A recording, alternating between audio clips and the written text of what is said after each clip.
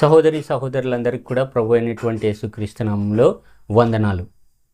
దేవుని రాజ్య సంబంధమైనటువంటి విషయాలను మనం మాట్లాడుకుంటున్నాం కాబట్టి గడిచినటువంటి 3 భాగాల్లో మనం చూసినటువంటి విషయాలు ఏంటనంటే, దేవుని రాజ్యం ఎక్కడుంటుంది, ఆ రాజ్యంలో ఉండేటువంటి ప్రజలెవరు, ఆ రాజ్యంపై ఉండేటువంటి రాజు ఎవరు అనేటువంటి విషయాలను గురించి గడిచినటువంటి 3 భాగాల్లో మనం మాట్లాడుకున్నాము.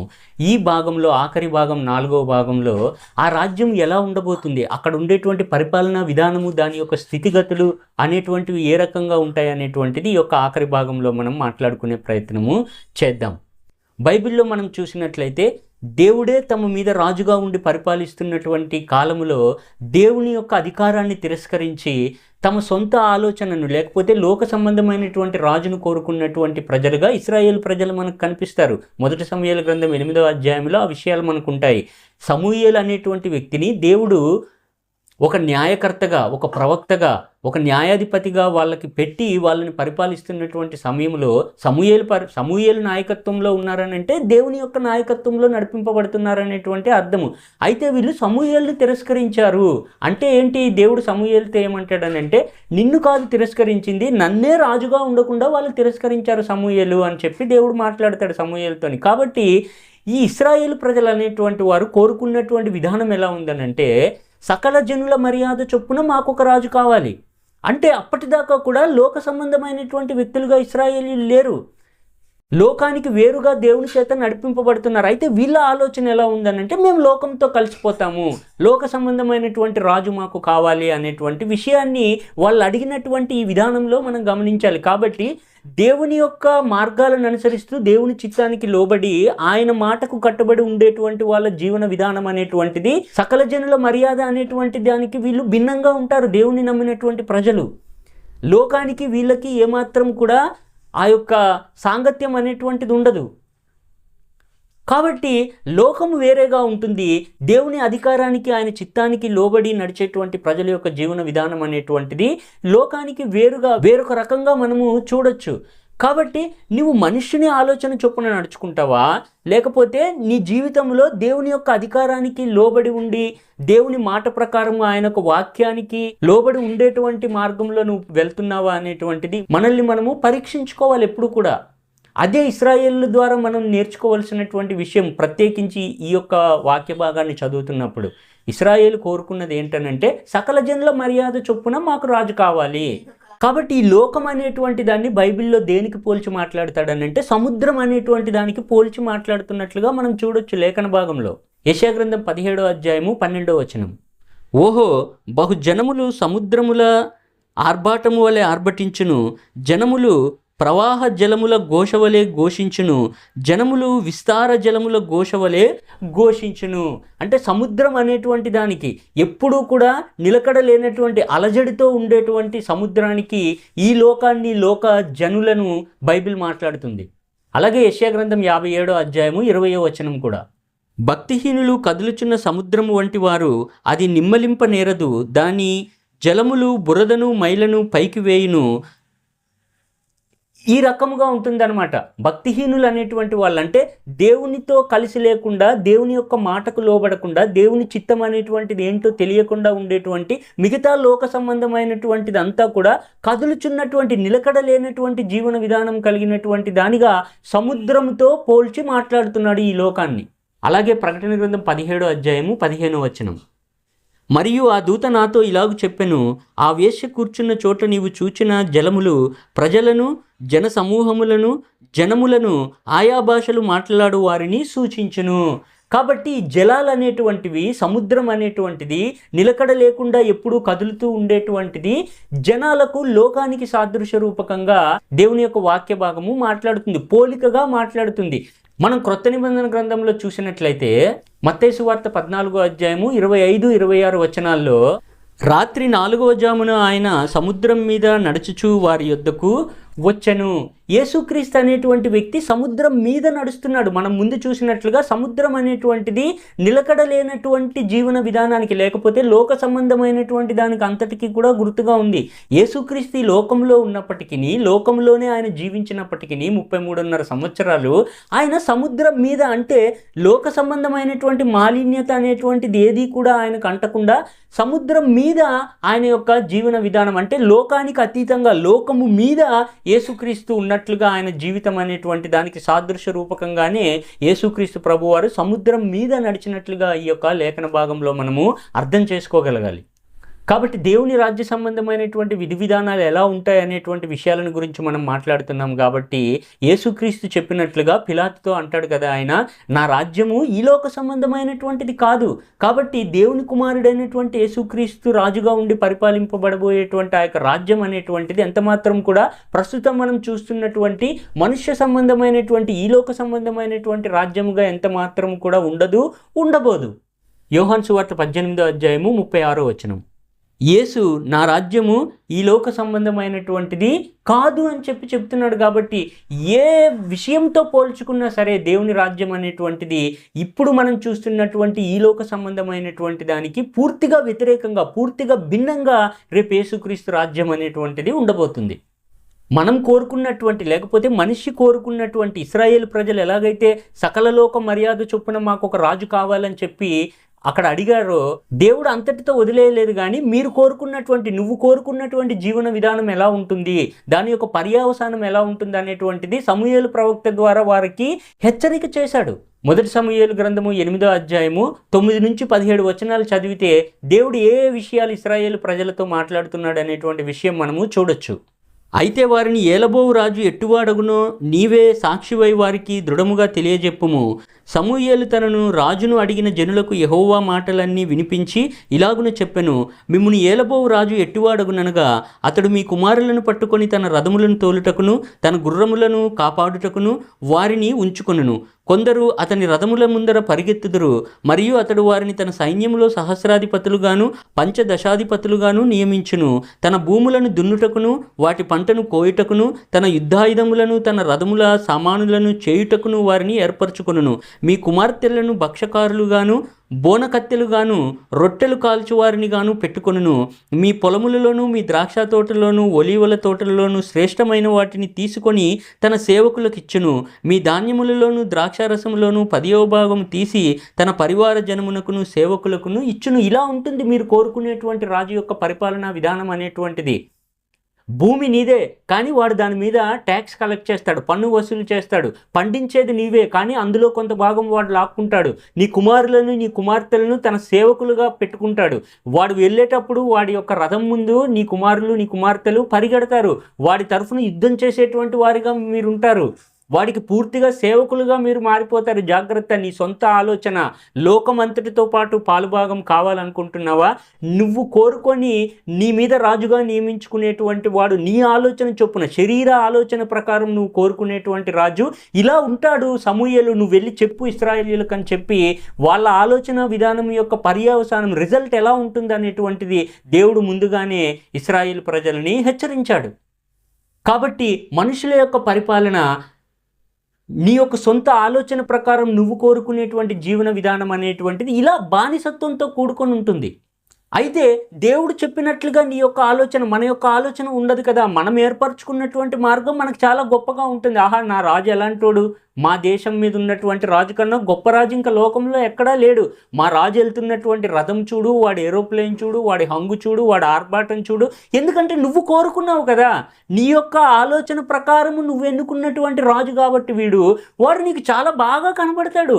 ఎంతో గొప్ప రాజుగా నీ యొక్క దృష్టికి వాడు కనబడతాడు. ఎందుకనంటే నీ ఆలోచన యొక్క ప్రతిబింబమే నువ్వు ఎన్నుకున్నటువంటి రాజు కాబట్టి.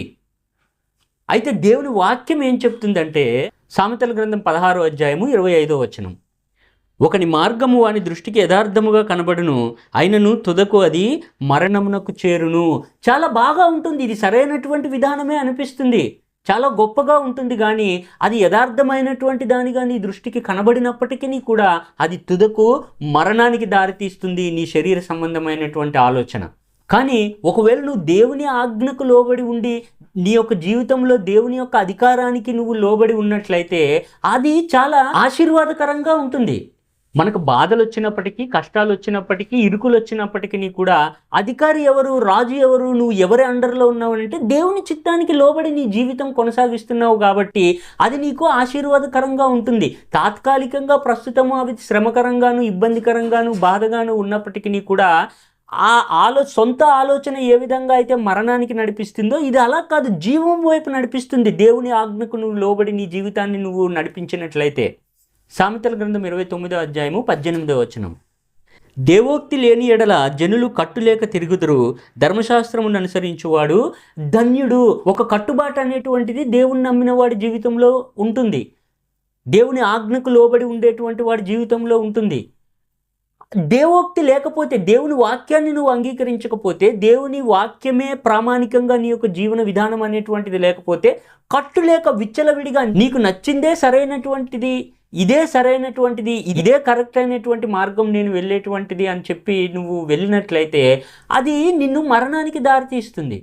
అందుకే ఏమంటున్నాడనంటే దేవోక్తి లేకపోతే జనులు కట్టు లేక వాళ్ళు ఇష్టం వచ్చినట్లుగా తిరుగుతారు. అయితే దేవోక్తి, దేవుని వాక్యానికి నువ్వు ప్రాధాన్యత ఇచ్చినట్లయితే, దానిని అంగీకరించినట్లయితే నీ చుట్టూ ఒక దేవుని కంచె అనేటువంటిది, ఆయనకు వాక్యం అనేటువంటి దాని ద్వారా దేవుడు ఏర్పాటు చేసి పెడతాడు. కాబట్టి నువ్వు జీవం వైపు ప్రయాణించడానికి ఆ వాక్య భాగం అనేటువంటిది, దేవుని మాట అనేటువంటిది నీకు ఉపయోగకరంగా ఉంటుంది.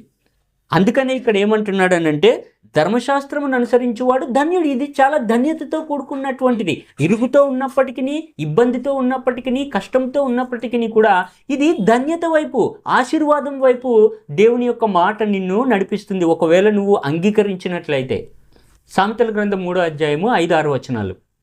నీ ప్రవర్తన అంతటి యందు ఆయన అధికారమునకు ఒప్పుకొనుము, అప్పుడు ఆయన నీ త్రోవలను సరళము చేయును.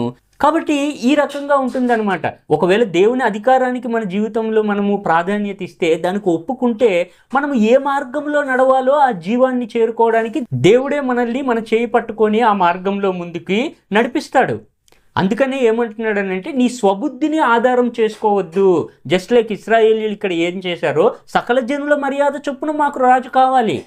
ఒకవేళ సకల జనుల మర్యాద చొప్పునే నువ్వు నడుచుకోవాలని చెప్పి నీ జీవితంలో నువ్వు నిర్ణయించుకున్నట్లయితే ఆ రాజు ఎలా పరిపాలిస్తాడు, నిన్ను ఎన్ని హింసలకు, ఎన్ని ఇబ్బందులకు గురి చేస్తాడు, అయినప్పటికీ కూడా తుదకు అది మరణం వైపే నడిపిస్తుంది. కాబట్టి దేవుని చేత పరిపాలింపబడేటువంటి ఆ యొక్క రాజ్యం ఎలా ఉంటుంది అనేటువంటి దానికి, లేకపోతే దేవుని యొక్క అధికారము నీ మీద ఉంటే ఆ యొక్క జీవితం ఎలా ఉంటుంది అనేటువంటి దానికి, రాబోయేటువంటి దేవుని రాజ్యానికి అంటే యేసుక్రీస్తు ద్వారా దేవుడు ఏర్పాటు చేయబోయేటువంటి ఆ రాజ్యానికి సాదృశ్య రూపకంగానే ఇశ్రాయేలీయులు వాగ్దాన దేశం వైపు ప్రయాణం చేసినటువంటి ఆ యొక్క 40 సంవత్సరాల ప్రయాణం అంతా కూడా ఉంది. ద్వితీయోపదేశకాండం 8వ అధ్యాయము 4వ వచనం. ఈ 40 సంవత్సరములు నీవు వేసుకునే బట్టలు పాతగిలలేదు, నీ కాలు వాయలేదు. ఈ 40 సంవత్సరాలు వాళ్ళు చేసినటువంటి ప్రయాణంలో 40 సంవత్సరాలు, జస్ట్ ఇమాజిన్, వాళ్ళు వేసుకున్నటువంటి బట్టలు మాయలేదు, వాళ్ళు నడిచినటువంటి ఆ యొక్క కాళ్ళు కూడా ఏమాత్రం కూడా వ్యాధికి కానీ బాధకు కానీ దేవుడు గురికానీయలేదు. దేవుని యొక్క అధికారముకు నువ్వు ఒప్పుకుంటే నీ జీవనం అనేటువంటిది అలా ఉంటుంది. అంటే రాబోయేటువంటి దేవుని రాజ్య సంబంధమైనటువంటి దాని గురించి మాట్లాడుతున్నాం మనం. అలాగే ద్వితీయోపదేశకాండం 29వ అధ్యాయము 5వ వచనాన్ని కూడా చూద్దాం. నేను మీ దేవుడైన యెహోవానని మీరు తెలుసుకున్నట్లు 40 సంవత్సరములు నేను మిమ్మల్ని అరణ్యములో నడిపించి తిని, మీ బట్టలు మీ ఒంటి మీద పాతగిలిపోలేదు, మీ చెప్పులు మీ కాళ్ళను పాతగిలిపోలేదు, మీరు రొట్టె తినలేదు, ద్రాక్షారసమే కానీ మద్యమే కానీ త్రాగలేదని యెహోవా సెలవిచ్చుచున్నాడు. ద్రాక్షారసము, మద్యం అనేటువంటిది ఆ రోజుల్లో ఎందుకు తాగేవాళ్ళనంటే అలసిపోయి, పనిచేసి అలసిపోయి శరీరము బలహీనమైపోతే అప్పుడు ద్రాక్షారసము, మద్యం అనేటువంటిది పుచ్చుకునేవాళ్ళు.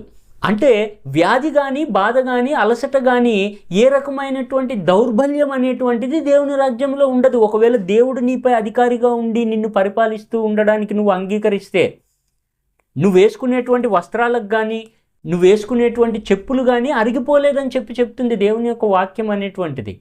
కాబట్టి వాళ్ళ యొక్క ప్రయాణం 40 సంవత్సరాలు ఏ రకంగా దేవుడు వారిని నడిపించాడు అనేటువంటి దానికి చాలా వచన భాగాలు, లేఖన భాగంలో మనం చూడొచ్చు. ఆ విషయాలన్నీ కూడా మనకు తెలుసు. వాళ్ళకి దాహం వేస్తే బండను చీల్చి దాంట్లో నుంచి జలాలను రప్పించి వాళ్ళ యొక్క దాహాన్ని తీర్చాడు దేవుడు. వాళ్ళకి ఆకలి వేస్తుందని అంటే ఆకాశం నుంచి మన్నాను కురిపించాడు దేవుడు. వాళ్ళకి ఎదురుగా శత్రువు వస్తే తానే యుద్ధం చేసి వాళ్ళందరినీ కూడా ముందుకు నడిపించాడు దేవుడు. కాబట్టి మోషే నాయకత్వంలోని మోషే ఏం చెప్పాడు? నేను నిజమైనటువంటి నాయకుడిని కాదు, నాలాంటి ఒక ప్రవక్తని దేవుడు మీ సహోదరుల్లో నుండి పుట్టిస్తాడు, అతని మాట మీరు వినాలి. మోషే జస్ట్ సింబల్ అంతే, సాదృశ్య రూపకమైనటువంటి వాడు.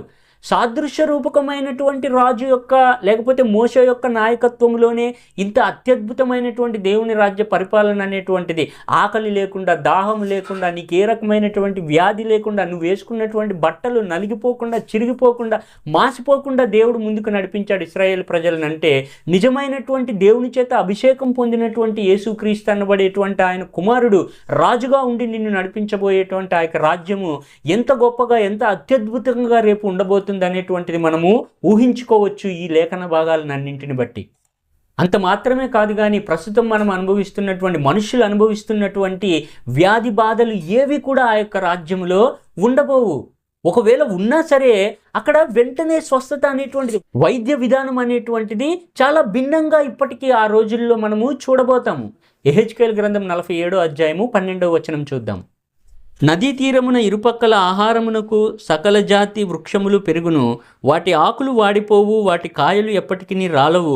ఈ నది నీరు పరిశుద్ధ స్థలములో నుండి పారుచున్నది గనుక ఆ చెట్లు నెల నెలకు కాయలు కాయను, వాటి పండ్లు ఆహారమునకు, వాటి ఆకులు ఔషధమునకును ఉపయోగించెదరు. ఏదో నది నీళ్ళు కాదు, జీవజలముల నది యొక్క ప్రక్కలలో పెరిగేటువంటి చెట్లు ఇవి.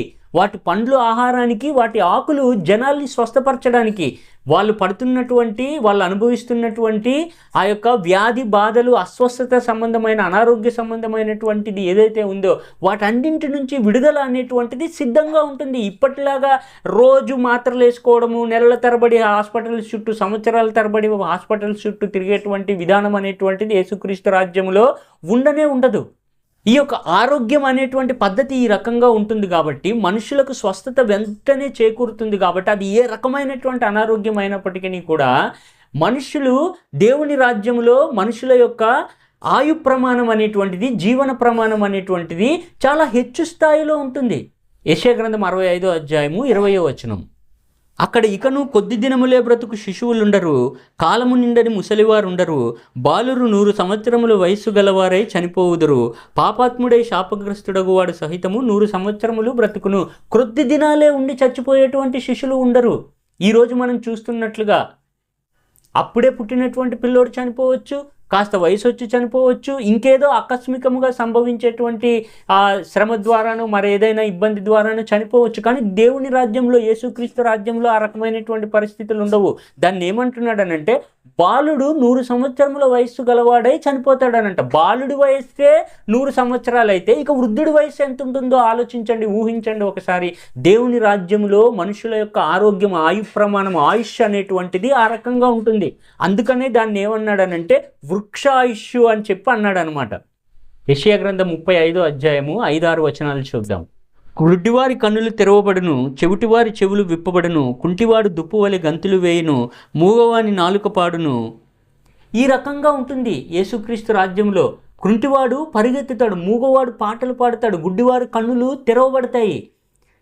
ఏ రకమైనటువంటి అనారోగ్య సంబంధమైన, శరీర సంబంధమైన దౌర్బల్యం కూడా యేసుక్రీస్తు యొక్క పరిపాలనలో ఉండడానికి ఎంత మాత్రం కూడా వీలు లేదు. ఒకవేళ ఉన్నా సరే ఇమీడియట్గా దానికి సంబంధించినటువంటి స్వస్థత చేకూరేటువంటి విధంగా యేసుక్రీస్తు రాజ్యంలో రేపు మనము చూడబోతున్నాం.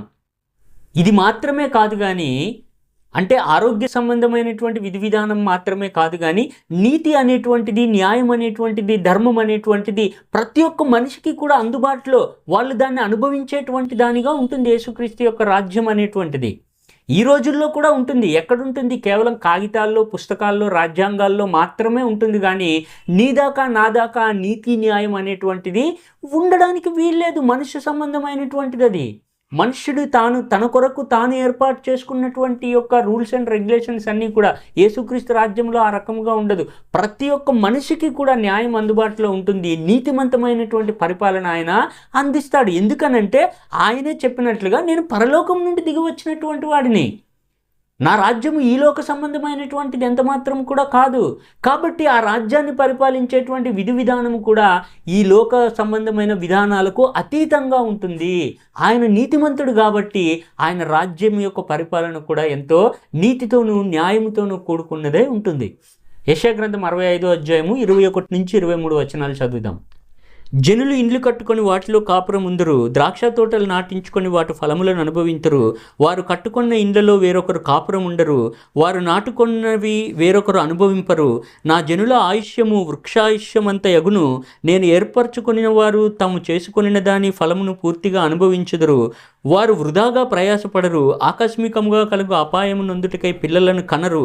వారు యెహోవా చేత ఆశీర్వదింపబడిన వారగుదురు, వారి సంతానపు వారు వారి యొద్దనే ఉందురు. ఈ రకమైనటువంటి దానిగా ఎంతో అత్యద్భుతంగా దేవుని యొక్క రాజ్యం అనేటువంటిది ఉండబోతుంది. నువ్వు కట్టుకున్నటువంటి ఇంట్లో నీవే నివాసం ఉంటావు. ఇప్పుడు కూడా నువ్వు ఇల్లు కట్టుకోవచ్చు, కానీ దాని అప్పు తీరేంత వరకు కూడా అది నీది కాదు. దాని మీద నువ్వు పెట్టేటువంటి లోన్ అంతా తీరిందాకా నీ సొంతం అని చెప్పి అనబడదు.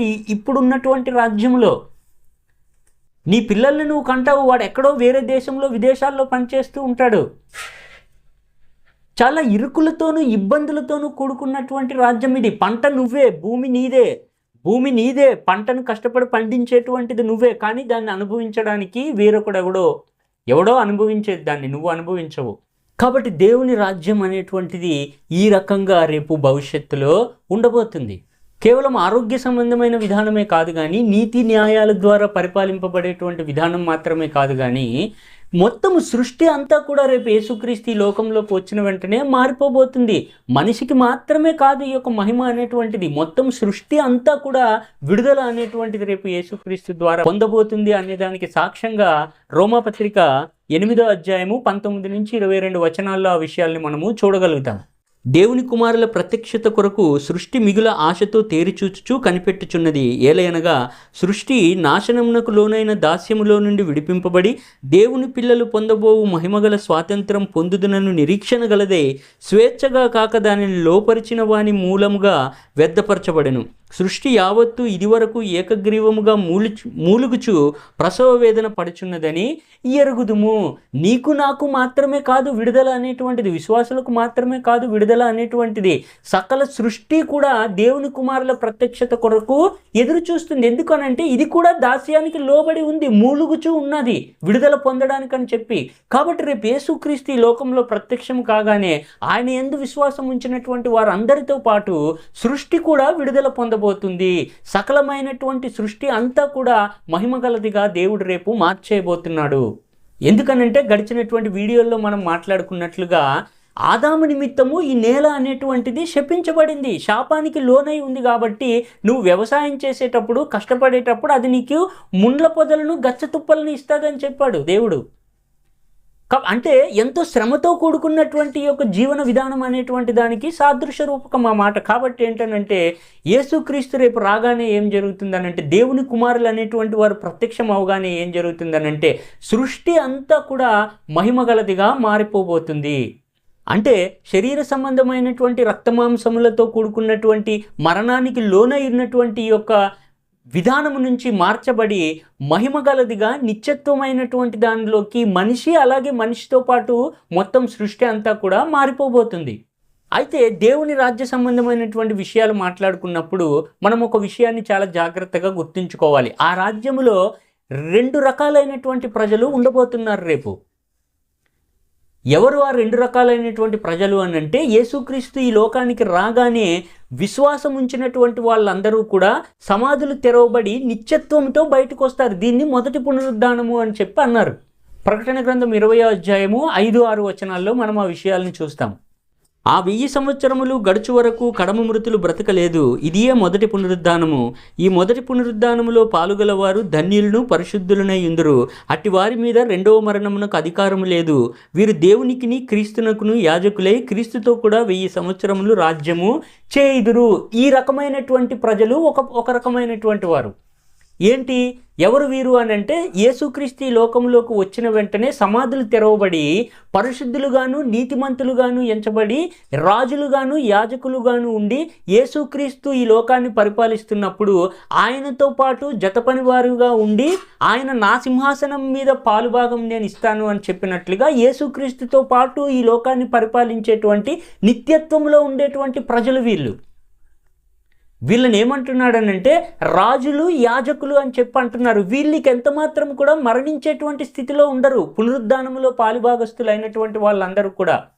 అయితే రెండవ రకమైనటువంటి ప్రజలు ఉంటారు. వీళ్ళు ఎవరనంటే యేసుక్రీస్తు వచ్చినప్పుడు అప్పుడు భూమి మీద ఉండేటువంటి మిగతా జనాలందరూ కూడా. ఒకవేళ అటువంటి వాళ్ళలో నిత్య జీవానికి అర్హులు పొంది నీతిమంతులు పరిశుద్ధులు అనేటువంటి వాళ్ళు ఎవరైనా ఉంటే వాళ్ళని పౌలు ఏమన్నాడనంటే, మనము నిద్రించినటువంటి వారి కంటే ముందుగా ప్రభు సన్నిధిని చేరము కానీ రెప్పపాటులో మార్పు చెందుతాము అని చెప్పి అన్నారనమాట. ఎవరు వీళ్ళనంటే అప్పటికి జీవించున్నటువంటి వాళ్ళు, విశ్వాసం కలిగి ఉండి పరిశుద్ధులుగా ఉండి మరణించి సమాధిలో ఉన్నటువంటి వాళ్ళు ప్రత్యక్షం అవుతారు, బయటికి వస్తారు సమాధిలో నుంచి పైకి వచ్చి. అయితే బ్రతికున్నటువంటి విశ్వాసి పరిశుద్ధుడు ఏమవుతాడనంటే మార్పు చెందుతాడు, మహిమ స్థితిలోనికి మార్పు చెందబడుతుంది శరీరం అనేటువంటిది. ఈ మార్పు చెందకుండా ఉండేటువంటి జీవించి ఉన్నటువంటి ఆ కాలపు ప్రజలు ఎవరైతే భూమి మీద ఉంటారో వారు ఇంకా మరణించేటువంటి స్థితిలోనే ఉంటారు. వీళ్ళు రెండో రకానికి చెందినటువంటి ప్రజలు. వీళ్ళు ఇద్దరు కూడా ఉంటారు. ముందు మనం చెప్పుకున్నటువంటి యొక్క ధన్యతల గురించి మాట్లాడుకున్నామే, ఏది అనారోగ్యం వస్తే వెంటనే స్వస్థపరచబడము, నీతి న్యాయము ధర్మము అనేటువంటిది వాళ్ళకు అందడము, వృక్షాయుష్యంత జీవనం కలిగినటువంటి వాళ్ళుగా ఎంచబడినటువంటి వాళ్ళు, వీళ్ళందరూ కూడా ఈ సామాన్యమైనటువంటి ప్రజలు అనమాట. మార్పు చెందకుండా పునరుద్ధానం గావించబడకుండా ఉన్నటువంటి మిగతా ప్రజలందరూ కూడా. వీళ్ళ ఆయుష్ వృక్షాయుష్ అంటే దేర్ ఈజ్ ఎ లిమిట్. ఆయుష్ అంటే ఎక్కువ కాలమే బ్రతుకుతారు. బాలుడు 100 సంవత్సరముల వయసు గలవాడే చనిపోతాడు అన్నాడు. కానీ యేసుక్రీస్తు వచ్చినప్పుడు మార్పు చెందినటువంటి వాళ్ళు, యేసుక్రీస్తు వచ్చినప్పుడు సమాధుల్లో నుంచి బయటకు వచ్చినటువంటి ఈ ప్రజలు ఎవరైతే ఉన్నారో వీళ్ళ మీద మరణానికి ఏ రకమైనటువంటి అధికారం కూడా ఉండదు. యేసుక్రీస్తు ఎలాగైతే సమాధిలో నుంచి మహిమ శరీరంతో బయటకు వచ్చాడో అలాంటి స్వభావంలోనే వీళ్ళు ఉంటారు. ఈ రెండు రకమైనటువంటి ప్రజలు అనేటువంటి వాళ్ళు ఇక్కడ యేసుక్రీస్తు రాజ్యములో ఉండబోతున్నారు. 1000 సంవత్సరాలు ఆ రాజ్యము యేసుక్రీస్తు పరిపాలించాడని చెప్పి ఇక్కడ లేఖన భాగము మాట్లాడుతుంది. కాబట్టి ఈ రాజ్యంలో పాలు పొందినటువంటి వాళ్ళు ఏం చేస్తారు అని చెప్పి మనం అడిగినట్లయితే అక్కడ అంతే సంతోషము ఆనందము, బంగారు వీధుల్లో నడవడము, నాట్యం చేయడము, గంతులు వేయడము, ఆనందమేనండి అని చెప్పి చెప్తారు. అలా ఉన్నదా వాక్య భాగము? అలా లేదు. నువ్వు ఇప్పుడేదైతే దేవుని వాక్యము విశ్వాసము అని చెప్పేసి నువ్వు కట్టుబడడానికి ప్రయత్నిస్తున్నావో, ఆ మార్గంలో భక్తి శ్రద్ధ కలిగి నడుస్తున్నావో, దేవుని యందు భయభక్తులు కలిగినటువంటి జీవన విధానం అని చెప్పి మనం ఏదైతే మాట్లాడుతున్నామో దేవుని రాజ్యంలో కూడా అలాగే ఉంటుంది. ఎందుకనంటే దేవుని వాక్యం అనేటువంటిది ఒక రోజు ఉండి అయిపోయేటువంటిది కాదు. ఇంతకు ముందున్నది ఇప్పుడు లేదు అన్నట్లుగా ఉండదు, రేపు కూడా ఉండకపోదు. వాక్యం అనేటువంటిది, దేవుని వాక్యం అనేటువంటిది, దేవుని శాసనాలు అనేటువంటివి నిత్యమైనటువంటివి. అవి దేవుని రాజ్యం వచ్చేస్తే దేవుని వాక్యం ఉండదా? దేవుని చిత్తం అయిపోతుందా అంతటితోని? అలా కాదు. దేవుని యొక్క వాక్యం యొక్క స్వభావం ఎలా ఉందనంటే కీర్తనల గ్రంథం 119వ అధ్యాయము 144వ వచనం చూద్దాం. నీ నీతి శాశ్వతమైనది, నీ ధర్మశాస్త్రము కేవలము సత్యము. దేవుని నీతి అనేటువంటిది శాశ్వత కాలం ఉండేటువంటిది. అది దేవుని రాజ్యంలో ఏం చేస్తామనంటే దేవుని చిత్తాన్ని నెరవేర్చడానికి మాత్రమే దేవుని రాజ్యంలో ఉండేటువంటి పని మనందరికీ కూడా, లేకపోతే విశ్వాసులందరికీ కూడా, ఆ రాజ్యానికి అర్హులు అనబడేటువంటి వాళ్ళందరూ చేసేటువంటి పని ఏంటంటే దేవుని చిత్తాన్ని నెరవేర్చగలగడం. అదే ఆనందము, అదే సంతోషము. అలాగే 160వ వచనం కూడా, నీ వాక్య సారాంశము సత్యము, నీవు నియమించిన న్యాయ విధులన్నీ నిత్యము నిలుచును. దేవుని యొక్క న్యాయం అనేటువంటిది, ఆయన యొక్క ధర్మం అనేటువంటిది, ఆయన యొక్క విధి విధానాలు అనేటువంటివి నిత్యము ఉంటాయి. దేవుని రాజ్యంలో సంతోషము ఆనందము గంతులు వేయడం కాదు. యేసుక్రీస్తుని ఒక మాట అడిగాడు వచ్చి. యేసుక్రీస్తు జీవించున్నప్పుడు ఒక సందర్భం ఉంటుంది. ఆయన అలసిపోయి ఉన్నప్పుడు శిష్యులు ఆహారం తేవడానికి వెళ్తారు. మళ్ళీ ఆయన దగ్గరకు వచ్చి, అయ్యా ఏమైనా తింటావా అని అడిగినప్పుడు, నా తండ్రి చిత్తాన్ని నెరవేర్చుటయే నాకు ఆహారము అని చెప్పి యేసుక్రీస్తు సమాధానం చెప్తాడు. కాబట్టి దేవుని చిత్తాన్ని నెరవేర్చడమే సంతోషించడం, దేవుని ఉద్దేశాలను పాటించి నడుచుకోవడమే ఆనందము, సంతోషము అంతా కూడా. దేవుని వాక్యం అనేటువంటిది నిత్యము ఉండేటువంటిది. ఇంతకు ముందున్నది, ఇప్పుడు ఉన్నది, మనం దాన్ని చదువుకుంటున్నాము, దాన్ని అనుసరించడానికి ప్రయత్నిస్తున్నాము. రేపు పొద్దున కూడా ఇదే దేవుని వాక్యం అనేటువంటిది ఉంటుంది. దాన్ని నెరవేర్చేటువంటి వారముగా నీతిమంతమైనటువంటి పరిపాలన దేవుని రాజ్యంలో ఉంటుందంటే దాని అర్థం ఏంటి? వాక్యం అనేటువంటి దాన్ని యాజకుడుగాను రాజుగాను పరిపాలించడము, దాన్ని నెరవేర్చే విధంగా ప్రయత్నించడము. ఈ రాజుగా ఉండేవాడు, యాజకుడుగా ఉండేవాడు, యేసుక్రీస్తుతో పాటు ఆయన సింహాసనం మీద కూర్చుండేవాడు చేసే పని ఏంటనంటే దేవుని వాక్యాన్ని నెరవేర్చడం, ఆయన చిత్తాన్ని అనుసరించి పరిపాలించడము. అప్పుడు ఏమవుతుందనంటే ఆదికాండం 1వ అధ్యాయంలో దేవుడు ఏదైతే ఆదాము అవ్వలు అనేటువంటి వాడిని దీవించాడో ఆ దీవెన అనేటువంటిది నిజ స్వరూపంలోకి వస్తుంది, కార్యరూపంలోకి వస్తుంది. ఆదాము అనేటువంటి వాడికి ఈ ప్రకృతి అంతటి మీద కూడా అధికారం అనేటువంటిది. ఒకసారి ఆ వచన భాగాన్ని మనం చూద్దాం. ఆదికాండం 1:28. దేవుడు వారిని ఆశీర్వదించని ఎట్లనగా, మీరు ఫలించి అభివృద్ధి పొంది విస్తరించి భూమిని నిండించి దానిని లోబరుచుకొనుడి. సముద్రపు చేపలను, ఆకాశ పక్షులను, భూమి మీద ప్రాకు ప్రతి జీవిని ఏలుడని దేవుడు వారితో చెప్పెను. అప్పుడు ఈ యొక్క ఏలేటువంటి అధికారం, సకల సృష్టి మీద ఈ యొక్క మనిషికి అధికారం అనేటువంటిది వస్తుంది. కాబట్టి దేవుడు ఆశీర్వదించినటువంటి ఆ యొక్క ఆశీర్వాదం అనేటువంటిది ఆయన కుమారుడైనటువంటి యేసుక్రీస్తు ద్వారా నెరవేరుతుంది. ఆ ఆశీర్వాదం అనేటువంటిది నిజస్వరూపంలోనికి వస్తుంది. సృష్టి అంతా కూడా దేవుని యొక్క ఆధీనంలోనికి, సృష్టి అంతా కూడా దేవుని యొక్క మహిమతోని నిండుకొని ఉంటుంది. ఇది దేవుని యొక్క అంతిమమైనటువంటి ఉద్దేశం. యెషయా గ్రంథం 11వ అధ్యాయము 9వ వచనం. సముద్రము జలములతో నిండి ఉన్నట్టు లోకము యెహోవాను గూర్చిన జ్ఞానముతో నిండియుండును. లోకమంతా కూడా యెహోవాను గురించినటువంటి జ్ఞానముతో నిండుకొని ఉంటుంది. దీన్నే హబక్కుకు 2వ అధ్యాయము 14వ వచనంలో కూడా ప్రస్తావిస్తారు. ఏలయనగా సముద్రము జలములతో నిండి ఉన్నట్లు భూమి యెహోవా మహత్యమును గుర్చినటువంటి జ్ఞానముతో నిండి ఉంటుంది. దేవుని యొక్క జ్ఞానంతో, దేవుని యొక్క మహిమతో భూమి అంతా కూడా, లేకపోతే సకల సృష్టి అంతా కూడా నిండుకొని ఉంటుంది.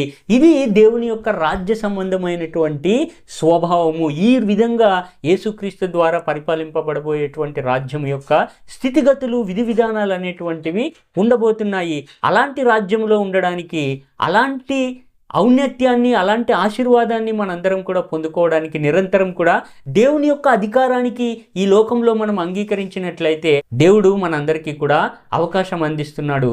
దేవునికి లోబడి ఇశ్రాయేలు ప్రజలు దేవుణ్ణి తిరస్కరించినట్లుగా కాకుండా, శరీర సంబంధమైనటువంటి ఆలోచన విధానాన్ని అనుసరించి నడిచే వారంగా కాకుండా, దేవుని చిత్తానికి లోబడి దేవుని అధికారానికి మన జీవితంలో మనం స్థానం ఇచ్చినట్లయితే అది శాశ్వతమైనటువంటి దానిగా ఒకరోజు మారుతుంది. దాని యొక్క దీవెన అనేటువంటిది, దాని యొక్క నిజస్వరూపం అనేటువంటిది, విశ్వాసం యొక్క నిజస్వరూపం అనేటువంటిది ఎంతో గొప్పగాను, ఎంతో అత్యద్భుతంగాను ఉండబోతుంది. కాబట్టి శాశ్వతమైనటువంటి దాన్ని కోరుకునే విధంగా, జీవాన్ని కోరుకునేటువంటి వారముగా మనము దేవుణ్ణి అనుసరిస్తూ ఉన్నట్లయితే దేవుని చేత ఆశీర్వదింపబడేటువంటి వారముగా ఉంటామని ఇంతవరకు కూడా లేఖన భాగాలను బట్టి మనము చూసాము. అటువంటి రాజ్యం కొరకు, యేసుక్రీస్తు యొక్క రాకడ కొరకు మనం ఎదురు చూస్తూ విశ్వాసాన్ని మన యొక్క మరణ పర్యంతం కూడా కాపాడుకుంటూ ముందుకు మన యొక్క విశ్వాస ప్రయాణాన్ని మనము కొనసాగించాలని చెప్పి మనవి చేస్తూ, కాబట్టి దేవుని రాజ్యము అనేటువంటి యొక్క అంశాన్ని గురించి 4 భాగాలుగా మనం తెలుసుకున్నాము. ఇంకా దేవుని చిత్తమైతే భవిష్యత్తులో అనేకమైనటువంటి విషయాలను మనము తెలుసుకునేటువంటి ప్రయత్నం చేద్దాం. దేవుని చిత్తమైతే ఇంతటితో ఈ యొక్క దేవుని రాజ్యం అనేటువంటి సందేశాన్ని నేను 4 భాగాలుగా మాట్లాడాను. ఇంతటితో దీన్ని ముగిస్తూ ఉన్నాను. మరొక అంశంతో దేవుని చిత్తమైతే మీ ముందుకు నేను రావడానికి ప్రయత్నం చేస్తాను. అందరికీ కూడా వందనాలు.